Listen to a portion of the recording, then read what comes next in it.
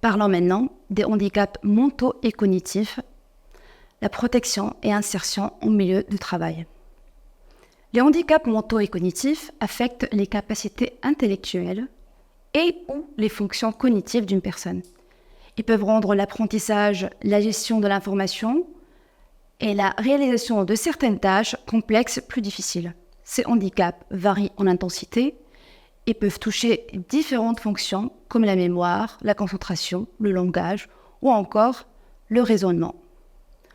Commençons par les handicaps mentaux. Ils sont souvent associés à des limitations intellectuelles affectant l'apprentissage et la compréhension. Ces limitations peuvent inclure des conditions telles que le retard mental, la trisomie 21 ou encore des troubles de développement neurologique qui nécessitent un soutien constant pour accomplir les tâches quotidiennes au travail.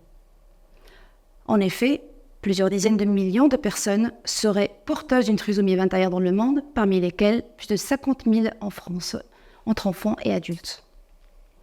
Alors, quelles sont les adaptations et les aménagements qu'on peut offrir pour ces personnes ? Voici quelques adaptations spécifiques. On a la supervision adaptée, la mise en place d'un mentor ou d'un tuteur pour fournir un soutien régulier et aider l'employé à suivre les tâches quotidiennes. Deuxièmement, une formation adaptée, proposer des sessions de formation simplifiées, adaptées aux capacités de chaque salarié et revoir régulièrement les concepts pour s'assurer qu'ils sont bien assimilés.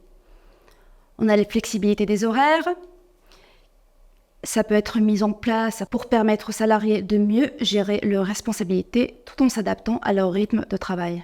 Et finalement, un accompagnement renforcé, comme l'utilisation d'outils pédagogiques simples, les fiches explicatives, des rappels des tâches pour améliorer la compréhension et l'exécution des missions. Passons maintenant au handicap cognitif.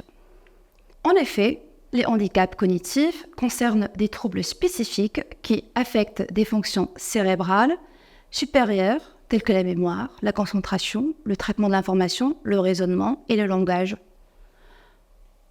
En fait, les fonctions cognitives concernent toutes les capacités du cerveau qui permettent l'interaction de la personne et de son environnement. Ces troubles incluent des conditions comme la dyslexie, le trouble difficile de l'attention avec ou sans hyperactivité, ainsi que les troubles du spectre autistique. Les limitations d'activité liées au handicap cognitif se manifestent principalement dans des domaines comme l'apprentissage, la recherche d'informations, l'application des connaissances et la communication. Les personnes souffrant de ces troubles peuvent rencontrer des difficultés dans la planification, l'organisation des tâches et la prise de décision, impactant ainsi leur performance professionnelle sans les aménagements appropriés. Alors, qu'est-ce qu'on peut leur offrir comme aménagement ?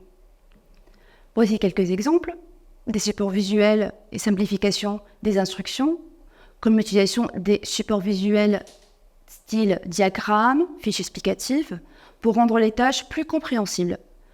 Ainsi, simplifier les instructions permet aux employés de suivre des étapes claires et concrètes. On a ici la répétition des tâches et l'accompagnement personnalisé. Répéter les tâches régulièrement et offrir un soutien continu permet de renforcer les compétences et de faciliter l'apprentissage. Cela peut inclure des révisions fréquentes des instructions et des retours réguliers sur les progrès. Troisièmement, l'aménagement des espaces de travail.